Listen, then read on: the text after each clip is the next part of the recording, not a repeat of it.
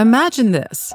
It's 2030, and public and private forces have been incentivized to transform grocery stores and pharmacies to give you personal product recommendations that not only make you healthier, but are sustainable and easier on your wallet.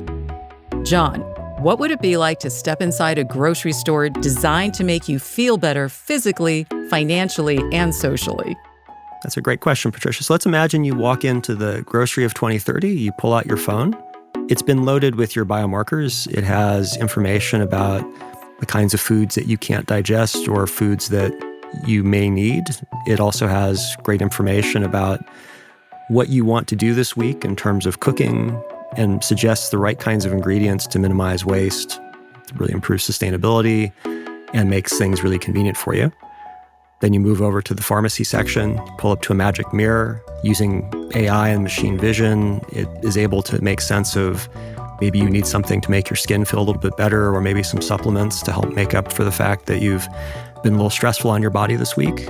And then when you finally get to the till, you're finding that that all adds up to something that's as cheap as, or maybe even cheaper than what you used to buy because of a set of public incentives or things from your insurer. That's John Paskowitz, partner and associate director in BCG's marketing, sales, and pricing practice. And I'm Patricia Sobka. Welcome to Imagine This, where we take a trip into the future we hope will challenge the way you think and act today. When it comes to living longer, healthier lives, we have a degree of control. Buying and consuming food that's better for us can improve our health. And we can choose not to spend our money on things that are toxic or hurt the environment when they're processed or manufactured. But when we walk into a grocery store, healthier choices are often more expensive. And many of us simply don't have the time or inclination to research every product we buy, let alone which ones might be optimal for us individually. Open the aperture, though, and other entities come into view that have a vested interest in our product choices. Healthcare systems, for one. It costs more to take care of someone who is unhealthy. And when a healthcare program or system is government funded, that's a cost that taxpayers bear. There's also the private sector. Grocery stores and pharmacies exist to provide people with products they want and need. Now, what if all these players came together to transform grocery shopping into a form of wellness therapy? Also joining the conversation, Jean, my AI-powered co-host. Welcome, Jean. Go ahead and introduce yourself. Thanks, Patricia. Excited to be here. Let's dive into how emerging tech can turn grocery shopping into a wellness experience. A quick note on how we use Jean. Jean is processing and responding to our conversation in real time. We haven't scripted any of Jean's questions or commentary, although we do edit down the entire conversation for length and clarity. So, John, let's talk a bit more about how this coherent solution of individualized wellness for everyone comes together. What are the consumer tech and social trends happening now that lead us to believe that this future is within reach? So I think we're seeing a confluence of different trends, right? So one is the idea of around digital biomarkers and the ubiquitous use of smartphones and AI to really be able to paint a better diagnostic picture of our health. Those are still very fragmented. There are apps that do all sorts of things, right? You've got ones that are gut diagnostics. You've got ones that are non-intrusive measures of things like blood pressure and vitals. There's a lot of AI and machine vision diagnostic capability out there that is increasingly getting really incredible in terms of its ability to construct a picture of how you're doing. If you have a sleep ring or one of those kinds of devices, or an Apple Watch, which a lot of people, it's a pretty ubiquitous device, those are also really beginning to provide a picture of, how are you doing at a level of your vitals and maybe some longer term trends. So this idea that we're seeing in grocers and in managed health organizations, this idea of food as medicine, and more generally a personalized preventative or preemptive approach, it's a lot more cost effective to prevent someone from getting cancer than it is to treat them for cancer. So this is the idea of, our current paradigm is you can do kind of whatever you want to yourself, and then we do heroic efforts to try to keep you alive for a few years at the end of your life as a lifespan approach. Whereas I think this is really at the forefront of taking a health span approach, is like we want to live fulfilling, healthy, meaningful lives more fully. And then not try to spend all of our money trying to extend someone's life by 6 months at the end, which is not very high quality to begin with. So you just laid out sort of these trends that are all bubbling up.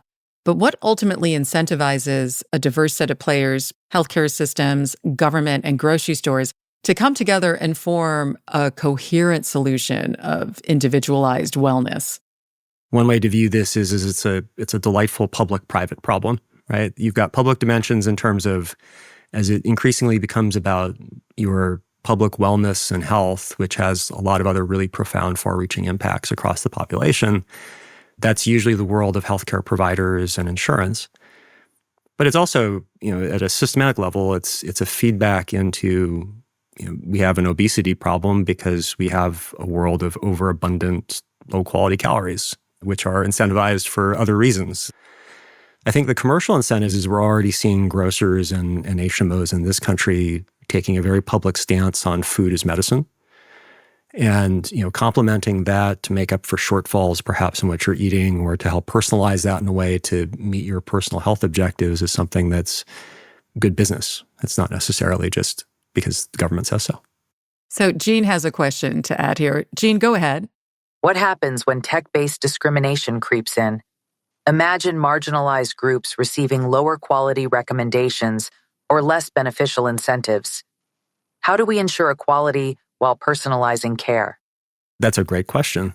Health equity, food equity is definitely a real problem, right? We know about food deserts in our current food system where it's impossible to get healthy food in a lot of communities because there's no grocery presence. It's highly processed, really unhealthy things to eat. So left to its own devices, I think the evidence is that market forces are not going to somehow magically change and correct that problem. So I think building in health equity, food access equity implications from the start is something that probably does require a public sector view. There's not a market force. That's an externality effectively that's not already being addressed. And it's not going to magically be addressed by, we have an app on your phone that allows you to do certain things now. So let's drill down into that a little bit, because how would grocery stores and pharmacies know which products are right for you as an individual? What data would they use? How would they collect it? And then, of course, trying to ensure as well within this system that biases are not encoded into recommendations. So there's multiple levels of what that stack could look like. So one is, what are you basing the information on? I might subscribe to half a dozen things, all of whom have different arrangements with my data. So one key element of this is who gets the right to the data? Do you have access to it, and do you have a way to make it portable? So again, that's potentially a public sector problem, but let's imagine that a wise and effective group of of public administrators make that happen. Then you have, at that point, the input to what you're doing. Alternatively, if you want to just do a purely market-based approach, you could imagine somebody like a grocer having a limited amount of data about you. They already have plenty about your purchasing, but you could do, for example, a small questionnaire. Or if let's imagine that we partner one of these startups that does personalized diet plans with a gut diagnostic, and then they have a partnership with that company in some way to allow you to integrate that into your product recommendations. At some point it becomes almost more like a consortium, but we can imagine sort of more bilateral or three-ish party kinds of arrangements where that may provide some advantage to a certain set of buyers. But to Jean's earlier question, that may or may not allow an equitable outcome. That would probably be great for affluent and health-interested people, but not for the people who perhaps need it the most. So you need a little bit of nudging or help there. And then in terms of what you do about it, then obviously there is some other challenge in terms of grocery is a hard business. My interactions with clients that work in that space is it has very thin margins. At one level, the products that have some of the best margin and best profitability for the store are things like supplements and beauty products, whereas the things I think that may have the most useful impact on people's health may be things that are closer to eating more leafy vegetables or whole grain, and that's going to require a little bit more effort. So Jean has another question to ask. Go ahead, Jean. To make sure consumers trust and engage with these tech-enhanced wellness grocers, are there ingenious ways to gamify the shopping experience without sacrificing serious health outcomes? Picture loyalty programs that make buying tomatoes as exciting as getting a high score in Candy Crush. Yeah, I love it. I think you have to find ways to engage and incentivize behavior. And I think gamification is a wonderful way to do that. Now, that said, I have not seen any evidence of that being done in this context. It's usually very bottom line oriented, right? This is on discount today, or I should look for the thing with the logo. And I think what Gene highlights is that to really get the kind of broader social impact you want to have, I think you need to make it something that people feel inclined to do in some ways. And, to be clear, gamification works for certain kinds of people. It doesn't work for everyone. So, John, I also want to revisit this idea of the forces driving this future. You talk about a market-based one, but then you also talk about the role of public entities as well. Do you see regulation playing a role in bringing about this future? How does the incentive come from government in this future, if it does come from government? It certainly can. I think it will depend. Economic incentives are obviously the ones that you'll see most overtly, right? So if you want to see a government push towards, say, more bioproduction, you're going to see government try to do things like suggest standards or to subsidize certain things. We have subsidies to grow certain kinds of crops in the US. So policy has a huge hand when you move farther back into the supply and value chain in terms of making other kinds of choices more attractive. In my experience at BCG, what we've seen is that the US has, and Brazil for that matter, have very heavy monocropping cultures that are very focused on sugarcane, corn, soy, big crops that then become like the inputs for almost everything we eat at some level, either through an animal or directly into the product. When we look at Europeans or the Japanese, I think you'll see a little bit more diversity in terms of the range of foods that they may potentially entertain. So what we're seeing is actually there's some very interesting innovation on the part of some of the big multinational food companies to move to healthier, locally produced crops that can be regeneratively farmed or more sustainably sourced, as opposed to sort of resorting to the same three big crops, which are really bad from a human health and health of the planet perspective, as well as from a global resilience point of view with respect to climate change. So you're talking about like different incentives. You're saying the big producers are already changing. We're trying to. Or it could come from government. But then the question is, you start to put individual biomarker data into this equation, and it really does beg the question. If it's regulation, for example, that's the driving force that leads us to this future, could companies and consumers opt out if they wanted to? And if they did, would there be a sting in the tail?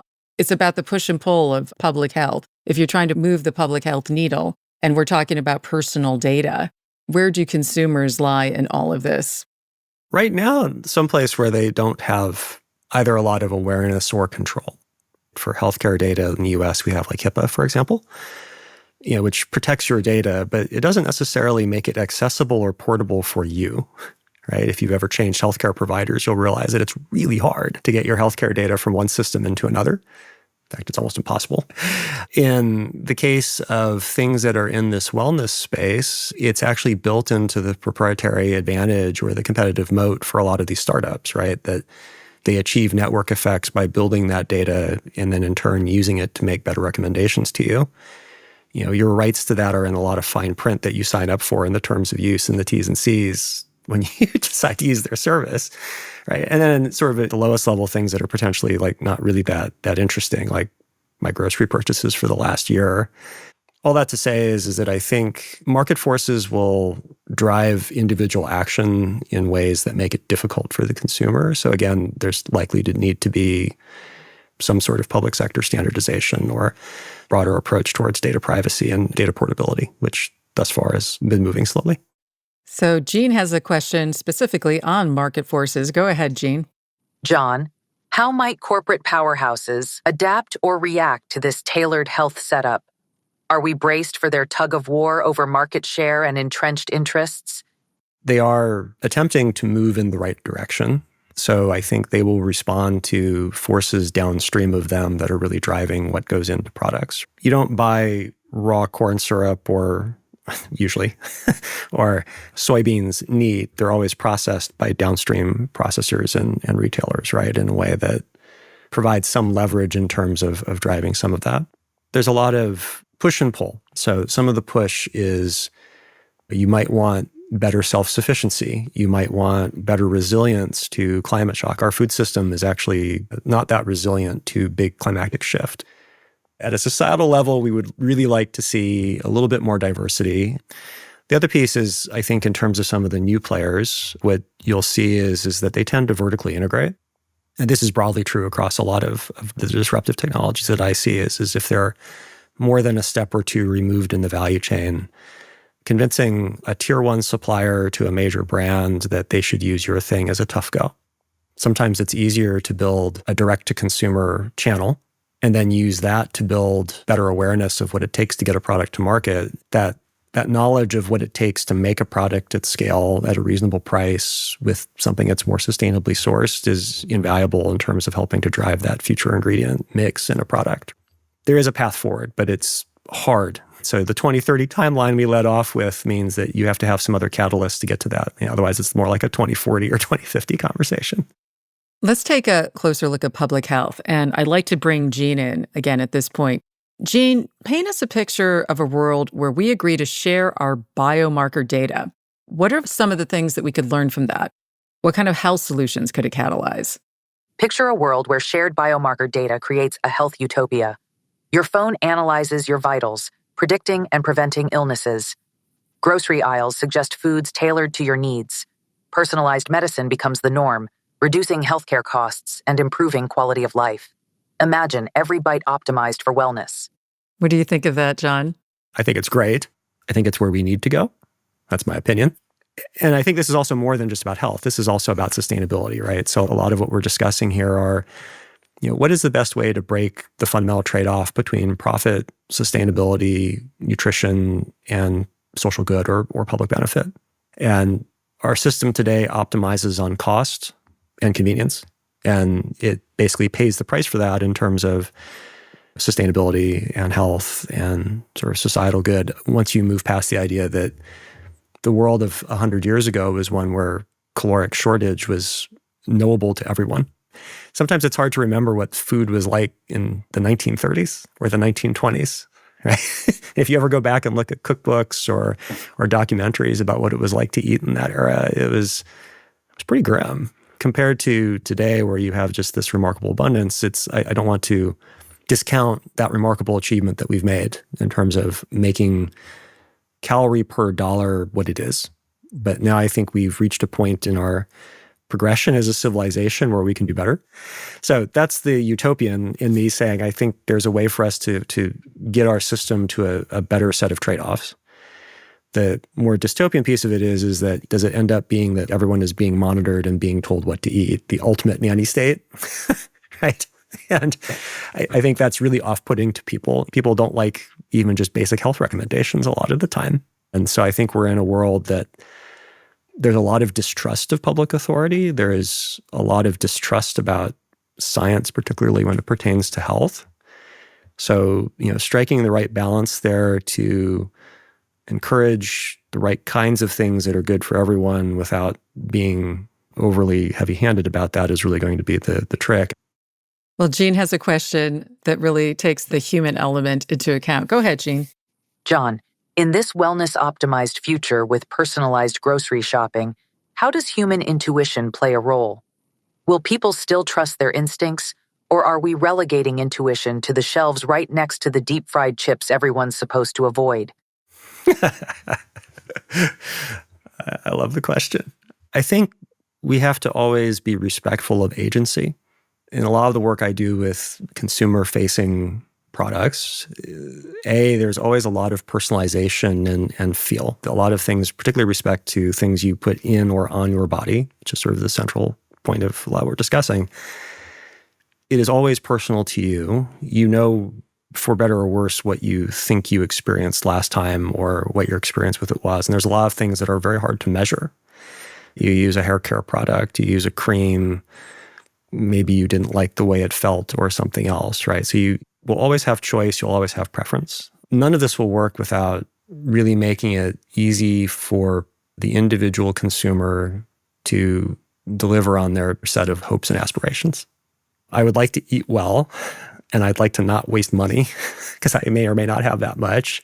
So I don't want food waste, which is also really good from a sustainability point of view. I don't want to spend a ton of time. It needs to be easy. I'd like to do things that a little bit of help now saves me a lot of pain later. I think will always sell and be attractive to people instead of you're being directed to this aisle because we say so. We're going to take a quick break, and when we return, we'll look at how products could be made more sustainably to be sold in this grocery of the future. Hi, this is Bill Moore. I'm part of the team that created Gene. Stick around at the end of the episode, where we'll hear Gene give us a tour of a grocery store of the future.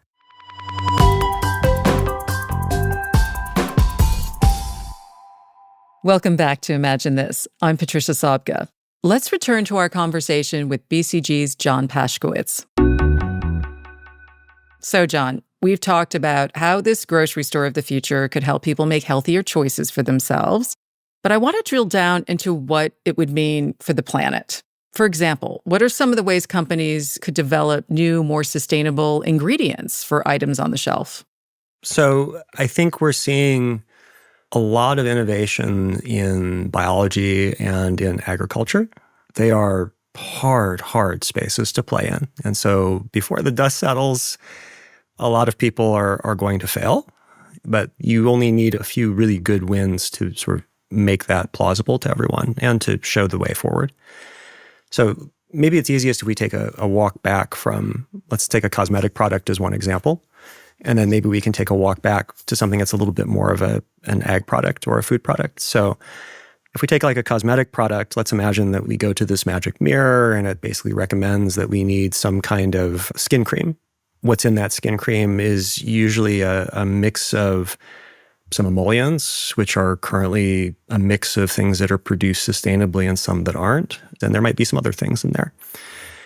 So if I go from that mirror back to I want something that's personalized to me, instead of this being produced at some gigantic factory 1,000 miles away, you now have something that needs to be effectively a little bit more like a pharmacy model, needs to be custom formulated to me near the point of sale.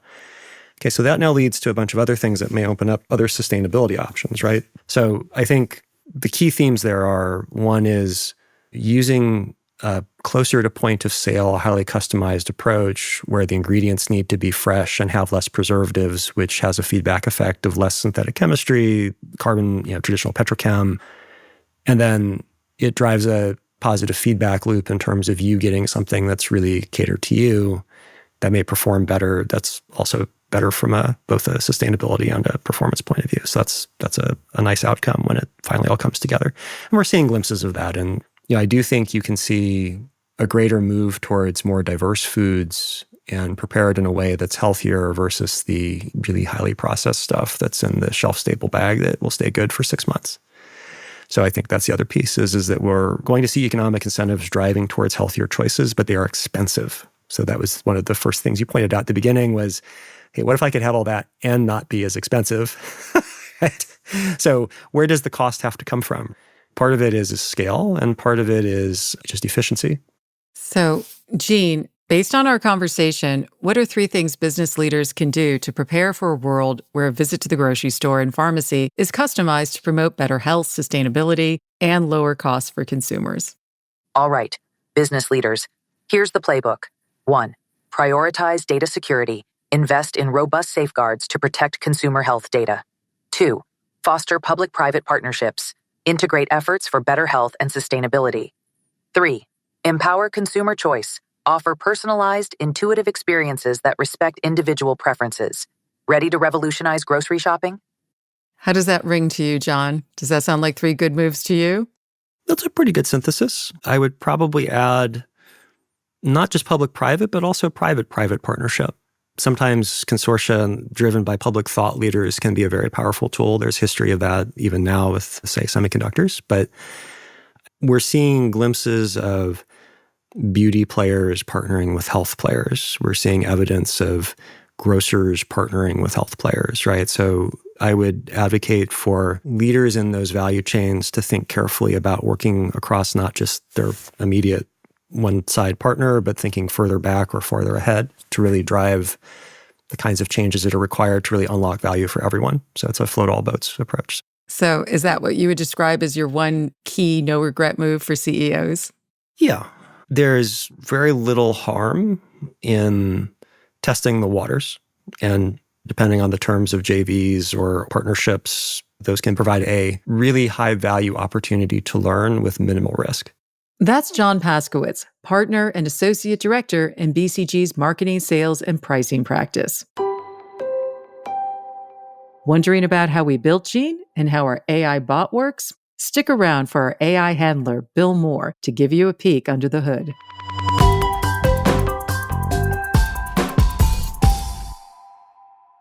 Hi, I'm Bill Moore. I'm part of the team that created Gene, and I'm here with Gene right now. So Gene, we're going to do our little segment now for after the show. Give us an idea for a fun way that we can tie this segment to this episode. All right. Create hypothetical scenarios for the future next-gen grocery experience and how I'd navigate making those personalized recommendations. Picture a conversational agent guiding you, like an intuitive, health-focused concierge. What do you think of that setup? Okay, so that's interesting. So you're proposing a segment where we run through a mock scenario where you imagine what an AI-run grocery store would look like. Okay, so I walk into this grocery store of the future. Let's call it Nutrify 2030. Let's create a shopper persona and we'll have them come into the store. And I think what I'll do is create a second agent here and we'll give it a different voice. Let's name the customer Alex and let's name the robot personal assistant Vita. Gene, you can pretend to be Alex. So what's going on? We're walking into this grocery store and scene. Alex, a busy urban professional, enters Nutrify 2030, a high-tech grocery store focusing on personalized wellness, where she is greeted by a customized digital avatar named Vita. Alex, wow, this place is something else. Let's check out that BioBoost smoothie station. It sounds great. Hey, Vita, any recommendation for a smoothie considering my vitamin D needs? Oh, and Whiskers needs his organic catnip fix, too. Absolutely, Alex. Let's get that BioBoost smoothie sorted. How about a delicious kale pineapple blend spiked with extra vitamin D? It's perfect for your needs. And don't worry, Whiskers organic catnip is just around the corner in aisle 5. Anything else? Maybe a new superfood snack or eco-friendly product to make your day? Thanks, Vita. The kale pineapple blend sounds perfect. Interested to see how that boosts my vitamin D. Thanks for the tip about Whiskers organic catnip. Also, looking at some new snacks. What's trending in the health food aisle? Anything I must try? Here's the scoop. Dragon fruit chips. Vibrant and crisp, just as you like them. Golden milk latte mix. Great choice for stress relief. Shelf life? About 6 months, but I bet you'll finish it sooner. Current promotions. Buy one, get one free on the Super Seed Mix. 20% off on any BioBoost smoothie blends today. Those options sound great, Vita, especially that golden milk latte mix. Yes, go ahead and add them to my cart. Thanks, Vita. Snagging that BioBoost kale pineapple smoothie now. I can feel the health boost already. Let's head to checkout. Appreciate all your tips on maximizing points. So convenient. See you next time, Vita. Whiskers and I are all set. Thanks for imagining that for us, Gene. See you next time.